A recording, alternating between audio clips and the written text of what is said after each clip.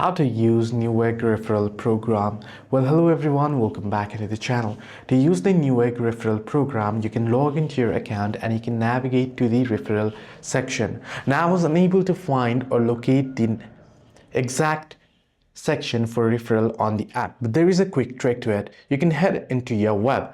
You head into your web and you type in Newegg. So you want to select Newegg Referral. You can search in Newegg Referral and you can see the very first link, that's its referral program. Tap on it. Now, even if you have the app, it will load you and prompt you to this particular page. You can get $10 for you and a friend.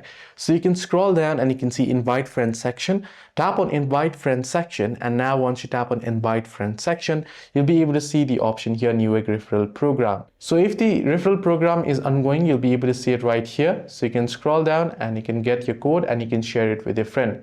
However, for now, referring will earn $18 here. As you can see, I'm not going into details. So as you can see, the current program for referral has come to a close. So you can check it out. By the time you are watching this video, it can be that the referral program is back again. So you can use my method to search for your referral page and get your referral code. Hope this video helped you. Do like and subscribe.